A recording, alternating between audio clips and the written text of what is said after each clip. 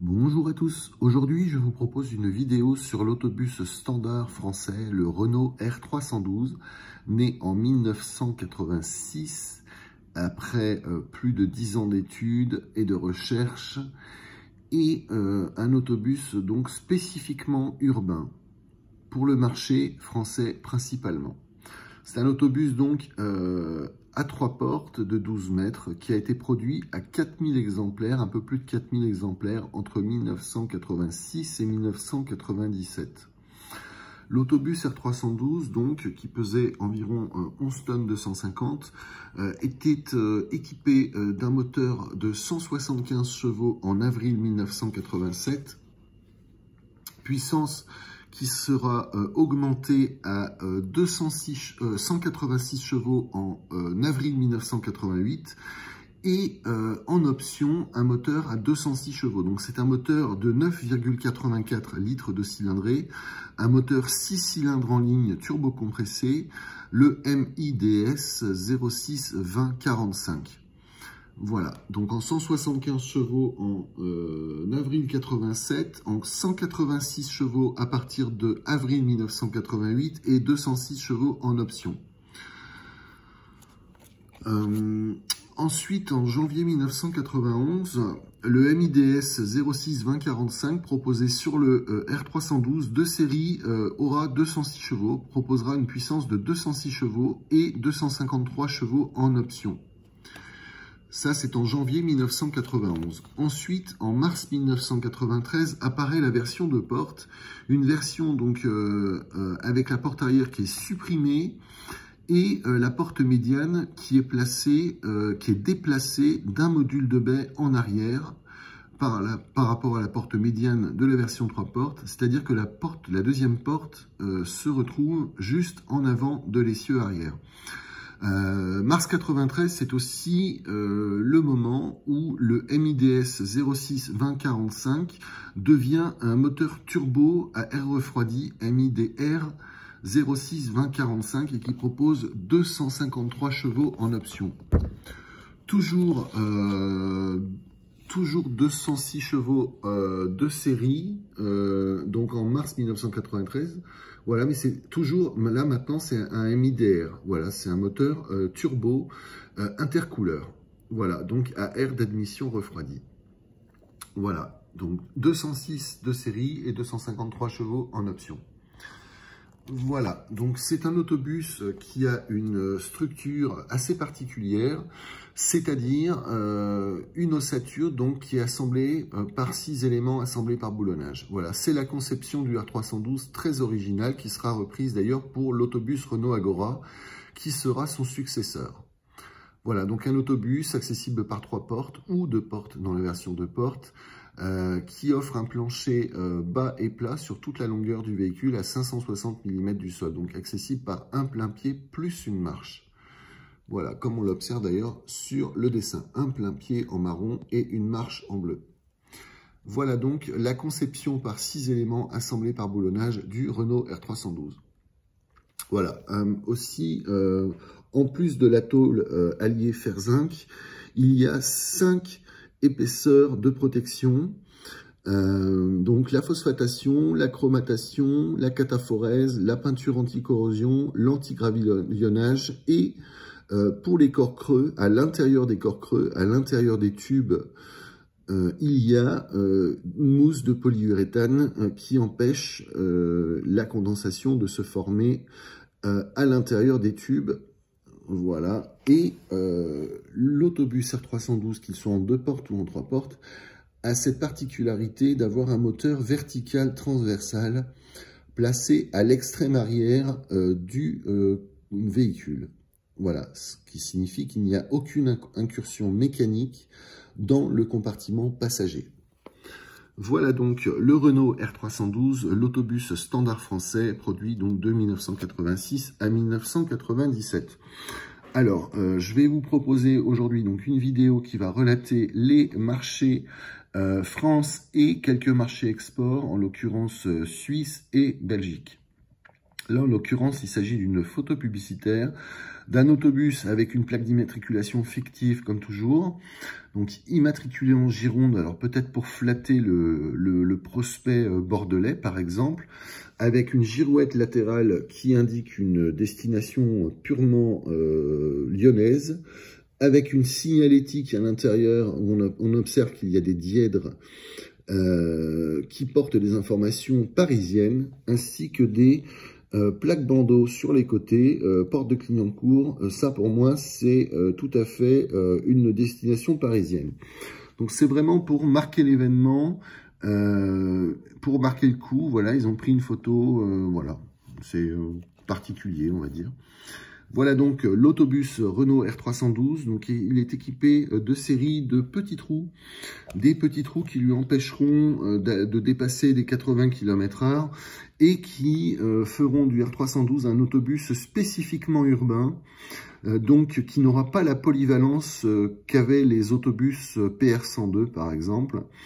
Et justement, cette grosse caisse sur petits trous empêchera toute perspective de création d'un autobus articulé dérivé du R312. Voilà. Ici, donc c'est un autobus sur un anneau d'essai à Vénissieux avec des journalistes justement pour vanter les mérites du R312. R312 dont l'enfutage, là on observe qu'effectivement il est en arrière du conducteur, donc côté gauche, mais il peut également être aussi côté droit, à la demande du client. Ici c'est le R312 de pré-série qui sera présenté au deuxième semestre de l'année 1986. Voilà, et certainement celui qui sera peut-être envoyé en démonstration à Genève. Voilà le R312 3 portes, son moteur vertical transversal placé à l'extrême arrière du véhicule, un capot moteur assez imposant et une petite lumière arrière, une petite lunette arrière bombée. Voilà le profil du R312 de pré-série de 1986 et son intérieur avec les prototypes de sièges Cited qui ont été notamment montés aussi sur les Renault Mégabus en 1989. Voilà.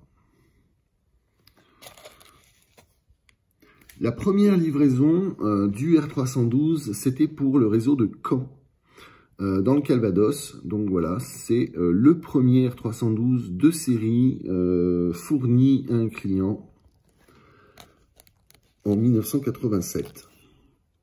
Ici, sur une des dernières versions du R312, était proposé un haillon élévateur pour l'accès aux personnes à mobilité réduite. Donc un haillon élévateur monté à la 3e porte arrière. Voilà. C'était en fait pour faire patienter les clients qui attendaient de pied ferme le bus surbaissé français.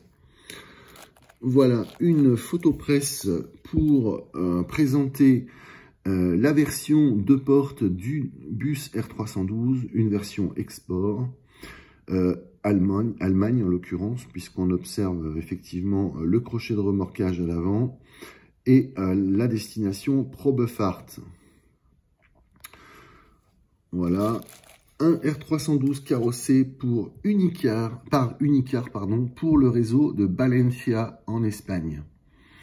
Voilà, la ville de Valence en Espagne qui a commandé effectivement des autobus R312 carrossés localement par le carrossier Unicar. Alors on observe que ces R312 là sont à 2 portes, c'est-à-dire une version 202, c'est-à-dire 2 vantaux de porte à la porte arrière, 0 porte médiane et 2 vantaux de porte à la porte avant. Voilà donc une configuration 202, contrairement à une version 022, c'est-à-dire 0 porte arrière, 2 vantaux de porte à la porte médiane et 2 vantaux de porte à la porte avant. Voilà donc la version 022 et la version 202. Voilà le moteur arrière placé à l'extrême arrière en position verticale transversale. Ici sur un véhicule de la Société Régionale Wallonne de Transport, le réseau Tech, transport en commun, qui fera l'objet, enfin qui a lancé un appel d'offres remporté par Renault pour la fabrication de 278 autobus R312, une commande qui sera portée à 300 autobus en 1994 et qui seront en fait des véhicules partiellement fabriqués en France, et ensuite ils seront expédiés en Belgique pour un assemblage final par la société EMI, dont on aperçoit le petit logo bleu en haut à gauche de l'écran. Voilà, le R312 avec quelques configurations de sièges, voilà, pour une capacité maximale de 90 places debout et 22 places assises, soit 112 places.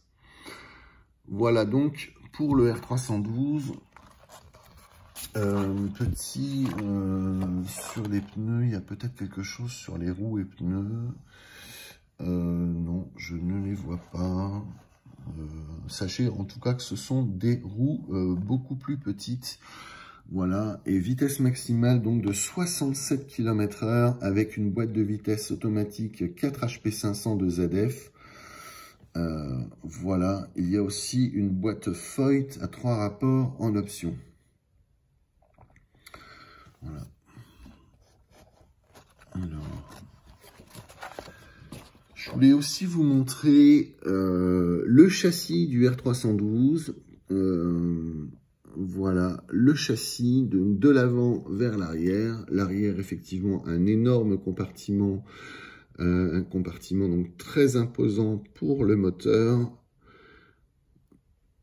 Voilà, l'essieu arrière, la partie médiane du véhicule, le train avant, le poste de conduite et l'accès de plein pied avec une marche pour un plancher bas et plat sur toute la longueur du véhicule à 560 mm du sol. Voilà le dessin du châssis du R312. Voilà quelques détails, les traverses embouties, les faisceaux électriques, satellite de commande, réglable bien sûr, et le châssis, un détail donc du châssis, et R312 à carrosserie italienne assez méconnaissable, on doit dire. Alors je ne sais pas si c'est pour Bologne ou pour Bergame, mais en tout cas c'est un véhicule carrossé localement pour un véhicule immatriculé en BG. Voilà. Donc, le R312, alors je voulais quand même regarder un petit truc, la roue et pneus, voilà, c'est exactement ce que je voulais vous montrer.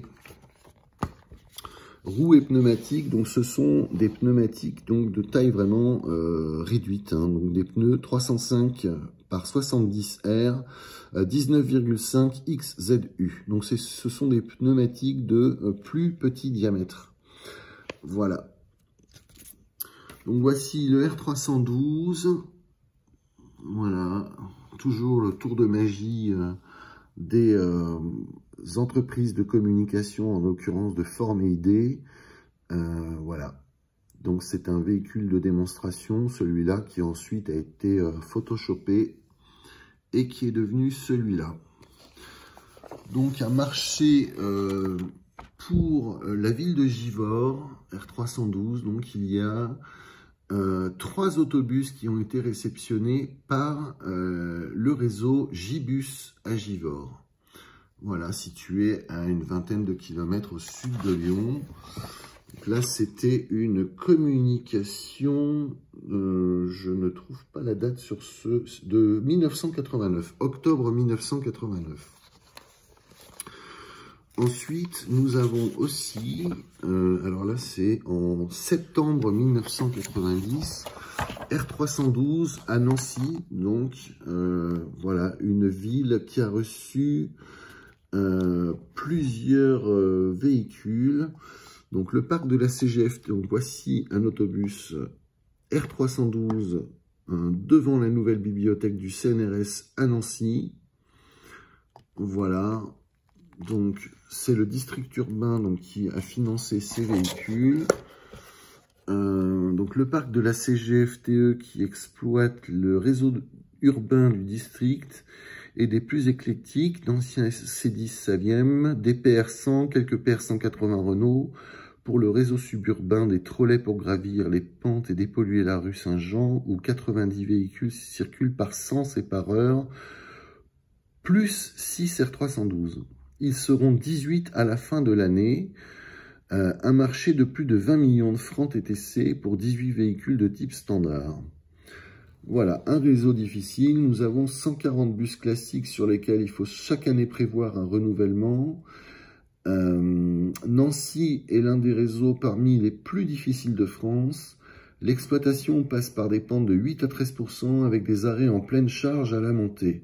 L'effort demandé aux véhicules est considérable. Nous sommes un champ d'expérimentation pour les boîtes de vitesse.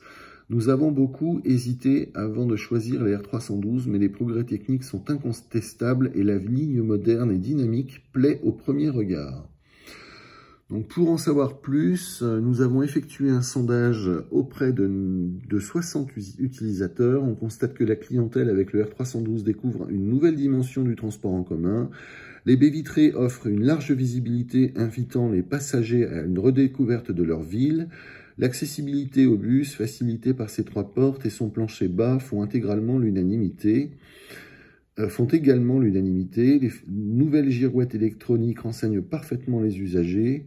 Pourtant, la clientèle a du mal à s'adapter aux sièges trop durs, bien que ceux-ci, ergonomiques, remplacent avantageusement les sièges rembourrés sur le plan de l'hygiène et de l'entretien. Ce sont surtout des sièges qui craignent beaucoup moins les lacérations. Voilà, c'est surtout ça. Ce sont des sièges qui sont plus robustes.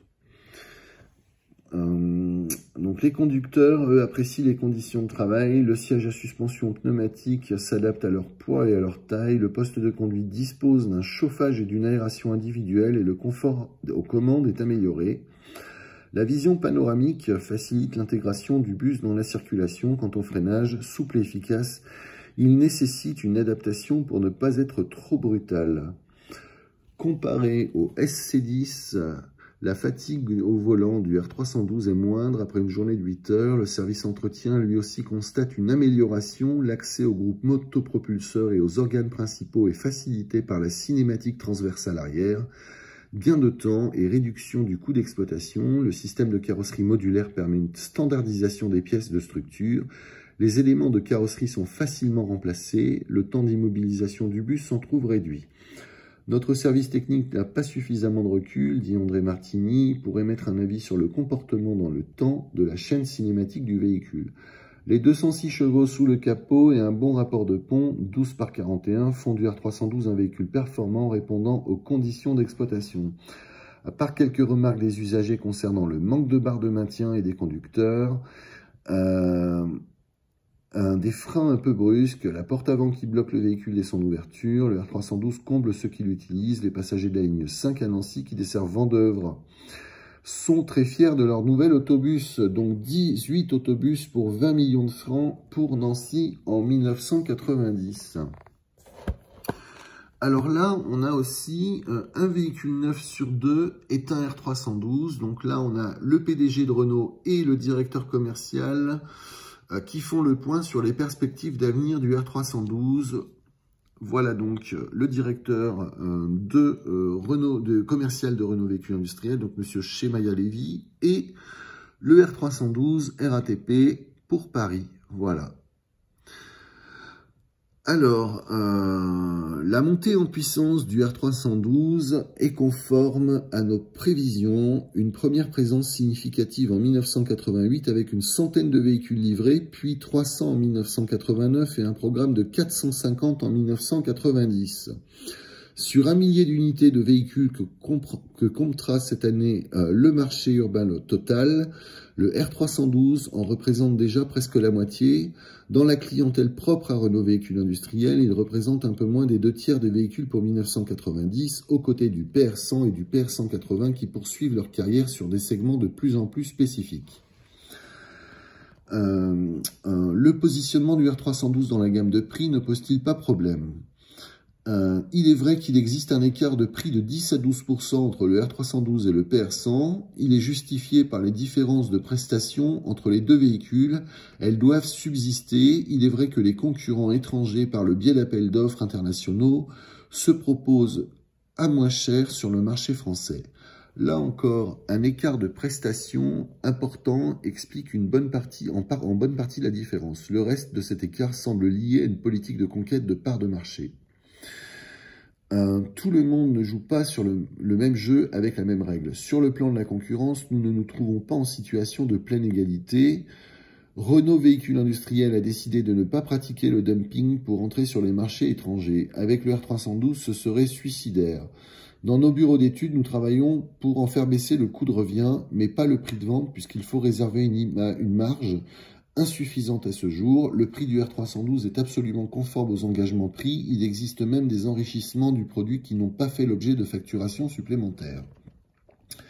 Quel avenir avez-vous prévu au R312? Alors, à court terme, il doit occuper le marché intérieur, 70 à 75% de notre production de véhicules de transport urbain.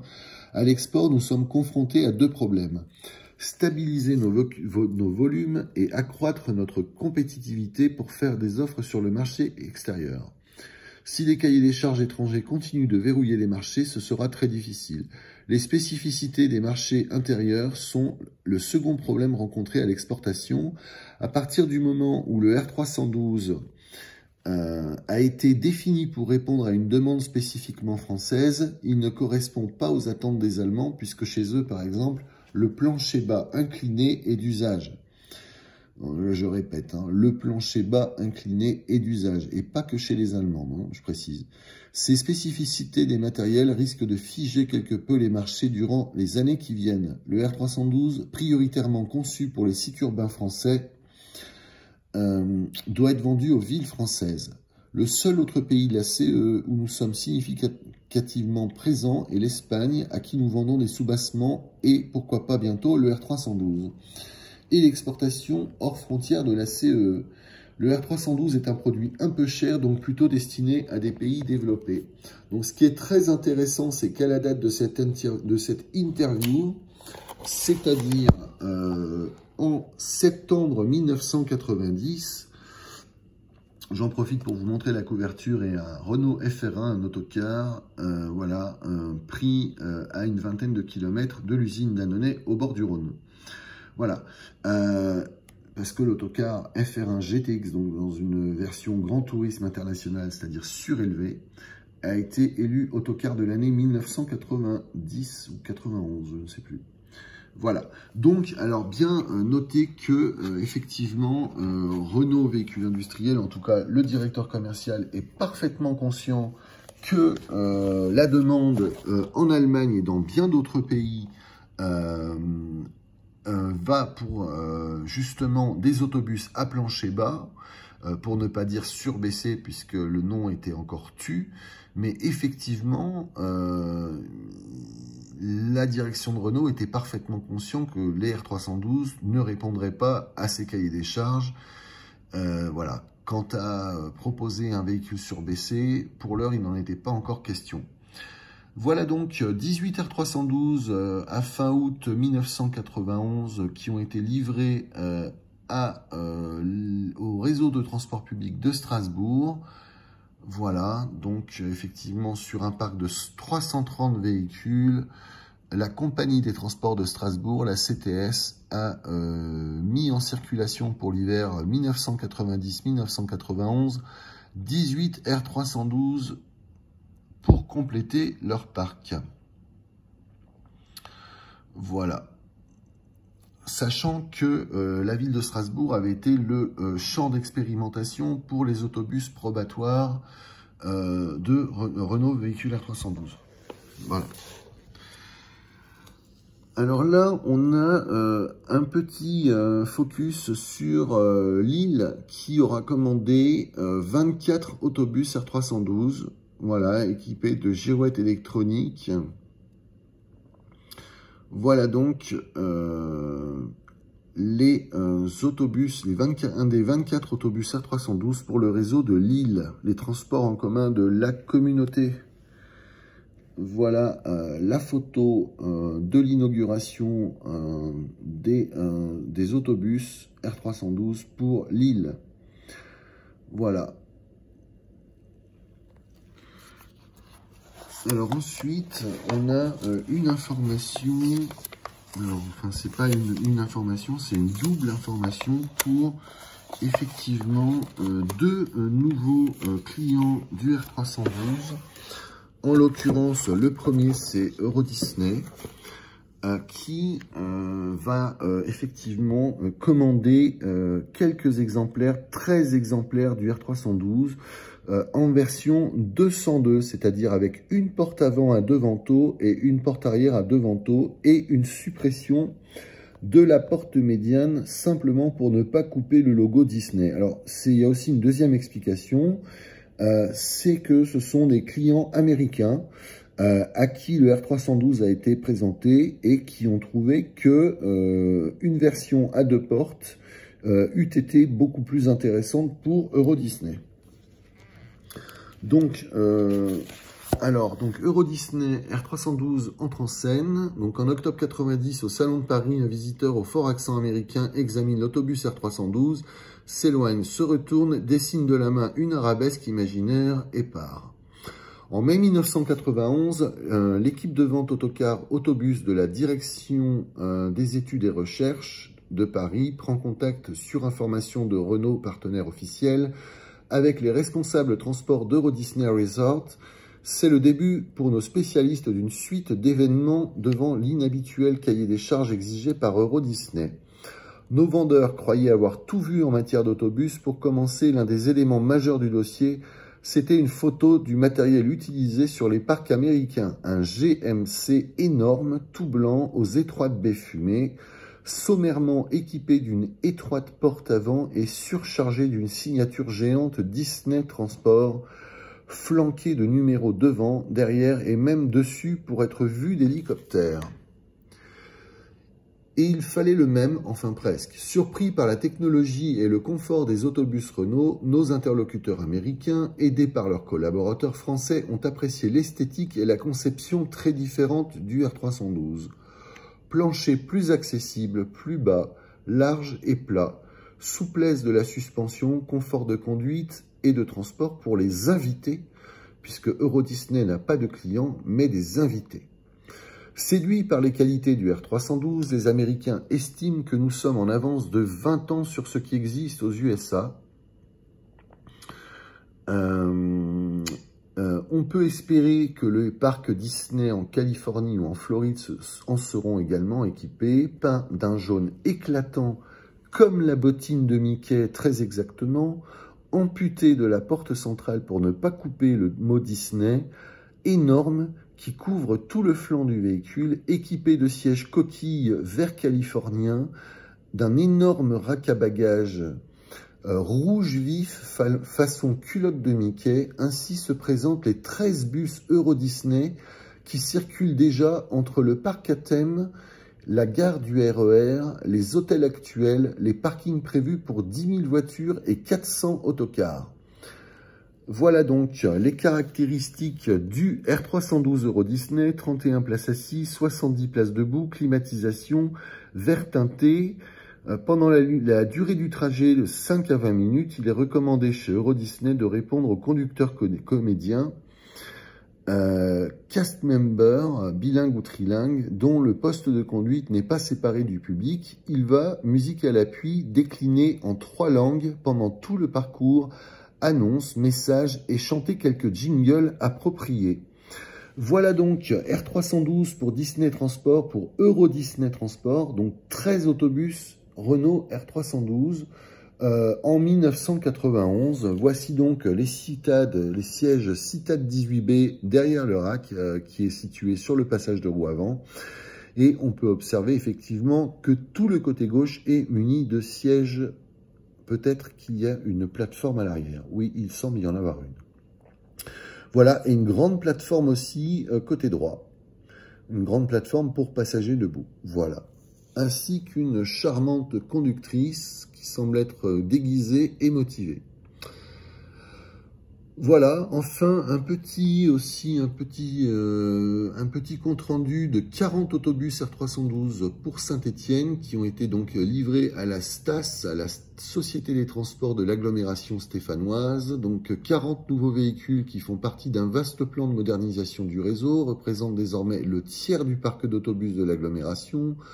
En effet, en plus du renouvellement de la flotte, la STAS s'est fixé des objectifs ambitieux pour les années à venir: augmenter sa clientèle, développer sa compétitivité, motiver son personnel, moderniser son réseau, avec déjà 15 communes desservies regroupant 315 000 habitants, 231 km de réseau et près de 1000 points d'arrêt.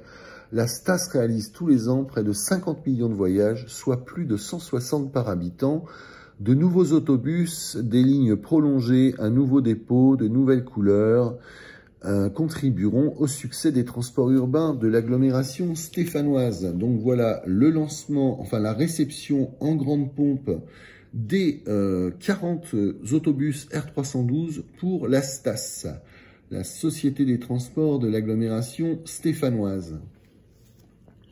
Voilà, et enfin, une autre information concernant, alors là, une blague hilarante sur le R312 en Suisse, et 34 exemplaires, 34 nouveaux autobus R312 circulent sur les bords du lac et qui vont sillonner le canton.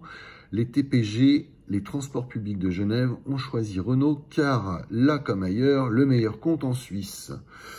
Voilà donc le R312 genevois, un des 34 autobus commandés par les TPG à Renault Véhicules Industriels. Voilà, donc pour la première fois en 1990, les transports publics de genevois, les TPG, ont franchi la barre des 100 millions de voyageurs durant une année d'exercice. Cela représentait le transport de plus de 280 000 passagers par jour, soit les 3/4 de la population du canton de Genève. C'est 2 fois plus qu'il y a 5 ans. Et cela grâce à une politique dynamique, commerciale, donc dynamique, qui s'appuie sur des campagnes publicitaires originales, des opérations d'animation innovantes et la mise en circulation de tramways et trolleybus décorés avec fantaisie. Ils apportent ainsi de substantielles recettes publicitaires au TPG. C'est une touche de gaieté grâce à l'habillage publicitaire intégral, un support géant et roulant apprécié des annonceurs. De plus, un effort de communication très efficace est engagé pour les produits tels que les abonnements, la signalisation, campagnes d'information ou de sécurité à l'intention des usagers genevois ou étrangers, car dans cette grande cité sont implantées bon nombre d'institutions internationales. Le plus urbain des autobus, dans cette ville si soucieuse du bien-être de ses citoyens, réussir à vendre des autobus aux normes très précises et conformes aux exigences d'un réseau difficile montre bien la ténacité de notre force commerciale. Les qualités de l'autobus R312 ont permis de concrétiser une commande de 34 véhicules spécifiques.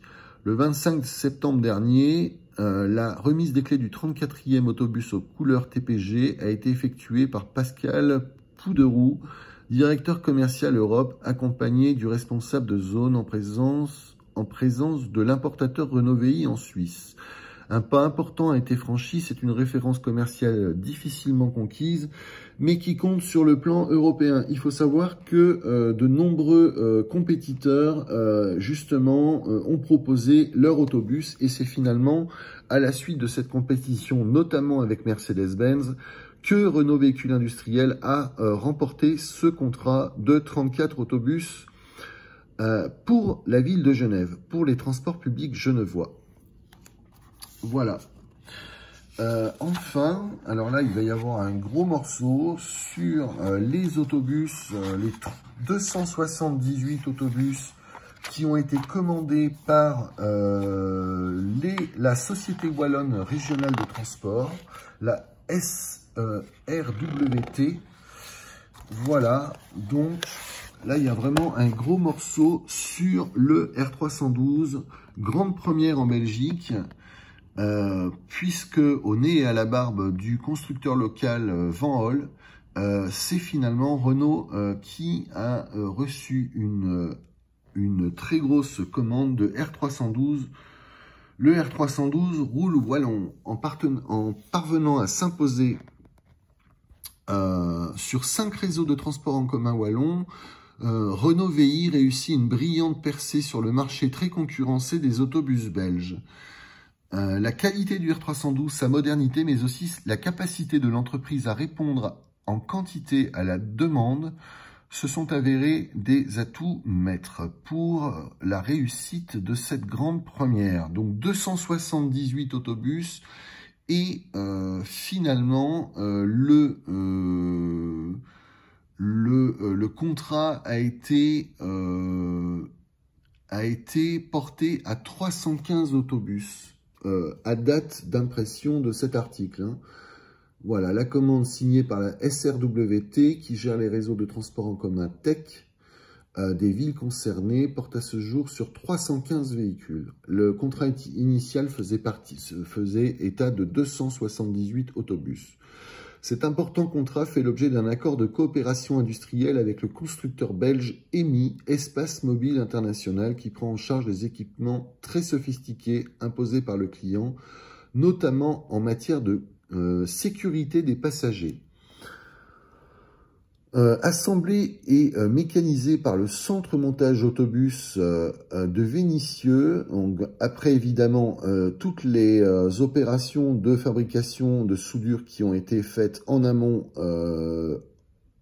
à l'usine Dannonnet Renault Véhicule Industriel en Ardèche, voilà, puisque ça faisait partie du process de fabrication, c'est-à-dire que toute la soudure, toutes les parties du véhicule étaient soudées, fabriquées à Annonay, passé à la Cataforèse et ensuite transféré à Vénissieux au centre montage.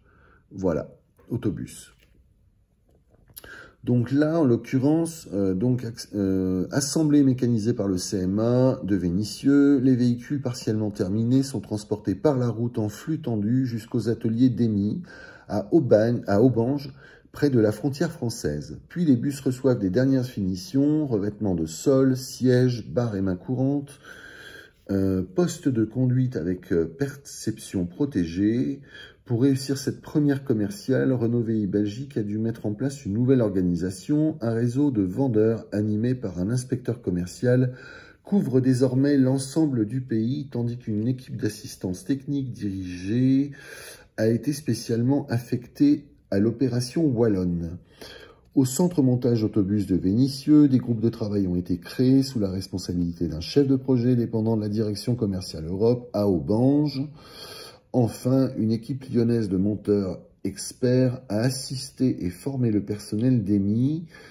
Autant d'initiatives qui permettent aux deux entreprises belges et françaises de mener à bien cette mission stratégique. Voilà une carte de la Belgique, en l'occurrence, et où la Wallonie est effectivement représentée, j'imagine, en bleu. Voilà, je connais malheureusement mal le pays de nos amis belges. Vraiment, je m'en veux, mais je ne le connais pas, ce pays. Donc voilà, j'aimerais beaucoup le connaître d'ailleurs, je précise. J'ai une très bonne image de ce pays, mais je ne le connais pas. Donc, alors, EMI, petit mais efficace, donc présidé par le patron des patrons français, Jean Gandois, le groupe Cockerill-Sambre à la région Wallonne, pour actionnaire principal, c'est au cœur de la branche sidérurgique groupe Cockerill Mechanical Industry, CMI, que se trouve la filiale Espace Mobile International, EMI. Donc, créé fin 1991, EMI a longtemps travaillé en sous-traitance du groupe CMI pour l'assemblage de véhicules militaires. Ensuite, son savoir-faire, acquis en technologie blindage alu plus revêtement Kevlar, l'a orienté vers la réalisation de véhicules de transport de fonds. Aujourd'hui, enfin, EMI produit des ensembles portés ou tractés, des remorques extensibles, transformables pour les besoins de la protection civile, de la culture et des loisirs, ou encore de la formation itinérante. Renault VI lui a ainsi commandé pour le CEPTEC, donc c'est le centre de techniciens de Renault, une semi-remorque de formation itinérante France et Europe. La motivation moteur d'EMI, modeste mais flexible, EMI dispose d'un savoir-faire qui lui permet d'espérer conclure d'autres marchés avec Renault VI, par exemple l'adaptation d'autobus classiques en alimentation au gaz naturel, Bruxelles se dit intéressée, ou encore la mise en conformité avec des réseaux belges d'un parc éventuel de Citybus. Le chef du centre de montage autobus de Vénissieux est très familiarisé avec le R312. Donc, il a été détaché provisoirement auprès de cette entreprise pour mener à bien la collaboration établie dans le cadre du contrat wallon. Depuis novembre 1994, il assiste cette PME dans sa nouvelle activité qui requiert une centaine d'heures de travail par véhicule. L'effectif a été porté de 17 à 40 personnes environ, auxquelles se joignent actuellement de 4 à 6 opérateurs spécialisés de Vénissieux pour les métiers qu'EMI ne possède pas encore. Enfin, début 1995, plusieurs salariés de cette entreprise, dont un brigadier contremaître et un chef de ligne, sont venus se former au centre montage autobus de Vénissieux.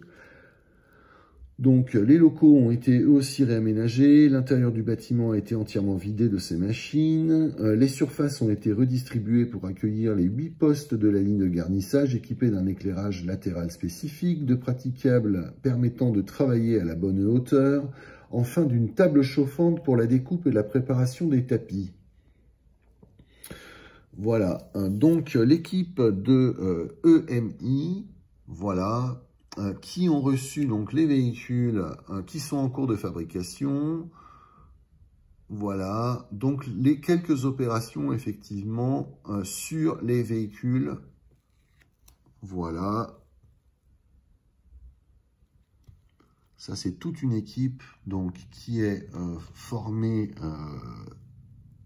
sur la fabrication du R312 pour le marché spécifique belge, voilà, pour ce contrat particulier. Donc c'est très intéressant de voir à quel point on peut s'adapter comme ça, la création d'une structure volante, la réception par camion donc des ossatures qui viennent du CMA de Vénissieux, voilà.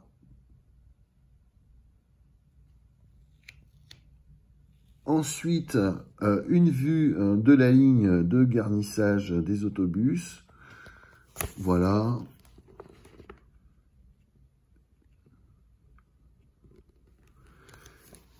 Et les vues avant et après. Donc là, c'est quand ils reçoivent le véhicule, il est dans cette configuration-là. Et après, effectivement... après intervention chez EMI, effectivement, on observe que le véhicule est garni totalement. Voilà, en totalité. Avant et après. Voilà. Donc là, on a le responsable de cette opération, en fait, qui avait déjà travaillé sur Reykjavik, je crois, sur les autobus Reykjavik et les R312 Genevois. Oui, c'est ça. Donc là, en l'occurrence, une petite interview de lui. Comment a démarré cette opération wallonne? Fin 92, nous sommes entrés dans une période de démonstration. Pendant plus de 6 mois et sur plus de 80 000 km, 3 autobus ont roulé en situation de service sur les 5 réseaux de Wallonie. En juin 1993, nous déposions notre offre et la commande de 278 véhicules qui a été ensuite augmentée à 315, tombait 3 mois plus tard. En 94, 4 des 5 réseaux réceptionnaient 128 autobus. Début 95, nous apprenions que la commande d'origine était portée à 315 autobus dont la livraison s'étalera jusqu'à fin 1996. Donc, comment se répartit cette commande entre les 5 réseaux? Le plus important des 5 réseaux, le TEC de Liège, mettra en circulation un minimum de 127 R312. Celui de Charleroi augmentera son parc de 35 R312 et les TEC de Hainaut en mettront en service une 50aine. Les 2 autres réseaux plus modestes, Brabant-Wallon et Namur-Luxembourg, se partageront le reste de la commande. Tous ces véhicules font bien évidemment l'objet d'un suivi technique classique et après-vente, mais le fait que nous commercialisions pour la première fois des autobus en Belgique et l'importance de cette commande ont nécessité une organisation organisation particulière et la mise en place d'une structure spécifique. Cette dernière prend en charge la prévente classique des véhicules et l'assistance technique ainsi qu'un suivi garanti et la formation. La succursale de Liège assure quant à elle la gestion des pièces détachées et pour l'instant des premiers entretiens. Donc CR312, version Belgique, ont la réputation d'être très sophistiqués. Qu'en est-il exactement? S'il est vrai que ce véhicule rassemble quantité de technologies modernes, que nous maîtrisons très bien chez nos clients français, suisses ou allemands, il se caractérise aussi par des spécificités nouvelles demandées par le client. Mode de fonctionnement des portes, système de chauffage avec régulation adaptée au climat, sécurité en fonction des fonctions pilotées ou non par le conducteur, mais tout cela est normal, c'est notre rôle d'apporter une réponse rapide et de qualité aux besoins exprimés. En faisant évoluer sans cesse ce véhicule, nous allons ainsi l'amener au top de l'exigence. Voilà donc le responsable de la fabrication de ce marché, du suivi de la fabrication de ce marché. Ici, donc, la succursale de Liège qui annonce effectivement devoir faire de gros efforts et de nouveaux investissements pour justement pouvoir entretenir les véhicules et apporter suffisamment de pièces de rechange, donc ce qui signifie former les opérateurs de Renault Véhicules Industriels en Belgique, de prévoir un stock de pièces et une parfaite formation, une parfaite connaissance du produit par les opérateurs de Renault Véhicules Industriels sur place, et aussi de créer de nouveaux investissements, de faire de nouveaux investissements, notamment des places de parking qui puissent accueillir des autobus. Voilà donc du côté de Renault Belgique. Alors ensuite, c'est toujours intéressant de regarder ce qui se passe à Liège. Alors d'une colline à l'autre, la gestion opérationnelle du parc roulant comme celle du planning d'activité des ateliers ont été informatisées. L'informatique gère toutes les opérations et nous permet de connaître la position de tous les véhicules. Francophone et francophile, Liège fut la capitale d'une principauté indépendante durant plus de 8 siècles au cours desquels elle s'est épanouie le long des courbes de la Meuse. Elle en épouse étroitement les méandres et s'inscrit dans une topographie chahutée de collines abruptes et d'artères étroites, sinueuses. La ligne droite y est rare et ses rues pentues, bordées de maisons s'étageant en escalier, évoquent parfois les hauts quartiers de San Francisco. Liège s'étale sur 14 km entre les deux pôles industriels de Herstal et de Seraing, et même au-delà, explique le directeur technique du TEC Liège-Verviers. Ces autobus passent constamment d'une colline à l'autre et ne cessent de grimper ou descendre. C'est dur pour les moteurs, il faut évacuer la chaleur emmagasinée dans les circuits de refroidissement pendant de longues minutes au terminus. L'ensemble du réseau présente des difficultés telles que le constructeur allemand de transmission Voith, avec une faute d'orthographe ici, nous avait choisi comme circuit de référence pour tester ses boîtes de vitesse. Pendant l'hiver, qui chez nous n'est pas particulièrement long mais rigoureux, nos véhicules parqués à l'air libre sont réchauffés, brochés et alimentés en énergie à leur poste fixe par des équipements réchauffeurs facilitant les démarrages. Le plus important réseau wallon, donc le TEC Liège-Verviers, est le plus important des 5 réseaux regroupés au sein de la SRWT. En 1994, nous avons transporté plus de 80 millions de voyageurs et couvert 26 millions de kilomètres en urbain et interurbain grâce à nos 552 autobus, dont 57 articulés. Nous comptons 1500 salariés, conducteurs et administratifs et 300 mécaniciens et techniciens de maintenance. Dans les locaux qu'ils occupent à Robermont, les TEC ont informatisé les systèmes lourds et contraignants d'entretien des véhicules. Conçu comme un outil très fonctionnel, le dépôt central offre au personnel les meilleures conditions de travail.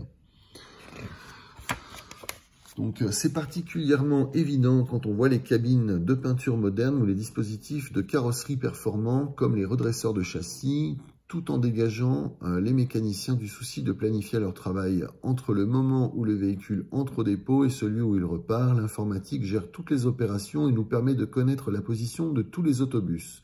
Si les mécaniciens et le personnel de conduite ont dû recevoir un écolage, c'est-à-dire une formation adaptée au matériel utilisé, la chaîne cinématique Renault VI, par exemple, que personne ne connaissait a priori, ils ont, dans l'ensemble, très bien accueilli les R312.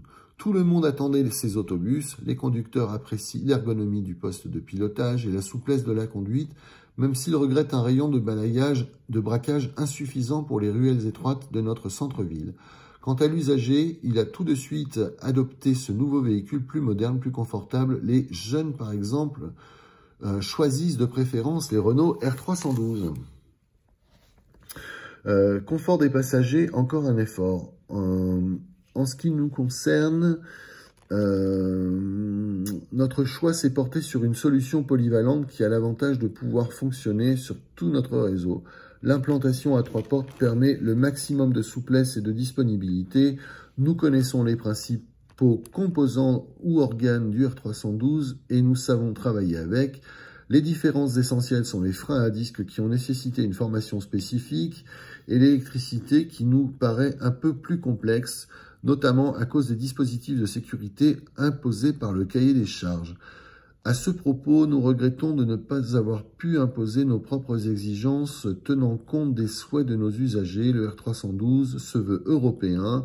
Son succès en Suisse, en Espagne ou en Allemagne lui donne raison. Mais pour être tout à fait concurrentiel en Europe, il devra évoluer. Par exemple, je pense à la régulation du chauffage pour les passagers. Voilà donc une interview du chef du Tech Liège. Là, Charleroi, un réseau tout en contraste. Donc, fini le charbon, le fer des grassiers, le bassin industriel de Charleroi se veut désormais une verte contrée où circulent 35 R312 dans un décor de BD Spirou, Fantasio, Lucky Luke, Boulet Bill pour oublier sa grisaille et rompre avec la morosité économique latente. Charleroi, terre natale de la bande dessinée, a disposé au hasard de ses carrefours des figurines géantes reproductions de quelques-uns des célèbres personnages des éditions Dupuis. Donc voici le Lucky Luke sur son Jolly Jumper. Quelle culture! En l'occurrence, effectivement, ils peuvent être très fiers de leur culture. Ce sont des très, très sympathiques figures. Je parlais de moi pour la culture. C'est dans ce décor en clin d'œil qu'est né en 1991 la société de transport en commun de Charleroi, le Tech Charleroi, qui gère bus, tramway et métro léger à mi-chemin entre le tram et le métro aérien, emploie 850 personnes, dont 500 conducteurs. Il dessert un territoire de plus de 1500 km², une population de 550 000 habitants répartis dans 20 communes. 228 autobus et 30 trams transportent ainsi 22 millions de voyageurs par an. Charleroi présente la particularité d'être divisée en deux parties, une ville haute et une ville basse, explique le directeur général des Techs de Charleroi. Cette topographie explique la présence de nombreux ouvrages d'art sur les 3 lignes de métro léger. Dans la ville basse où règne une activité intense, sont concentrés plus de 200 000 habitants, ce qui n'est pas sans conséquence sur l'exploitation de nos lignes d'autobus. La ville a par ailleurs une longue tradition de transport ferré, soit tramway notamment. Son tramway, est l'un des plus anciens du pays. Pour compléter son parc d'autobus, les Techs de Charleroi viennent d'acquérir 35 R312. Ces véhicules sont bien adaptés à notre trafic et la solution de 3 doubles portes est un standard polyvalent qui répond à nos attentes. Les passagers apprécient le confort intérieur, tandis que les conducteurs sont sensibles à l'ergonomie des postes de conduite. Ce ne sont pas les premières Renault que nous mettons en service, puisque nous avons déjà 4 minibus B120, baptisés Citybus, utilisés en centre-ville, là où les véhicules standards peuvent difficilement rouler. Les liens transfrontaliers qui rapprochent la France et la Wallonie ne sont pour rien dans la réussite de Renault VI. Il s'agissait d'un marché public dans lequel Renault VI était un concurrent comme les autres. S'il a remporté l'affaire, c'est que son offre technique était la meilleure. D'ailleurs, nous aurons peut-être l'occasion de nous revoir puisque nous mettons bientôt en circulation à titre expérimental 3 ou 4 véhicules alimentés au gaz. Qui sait, Renault VI fera peut-être là aussi preuve de son savoir-faire.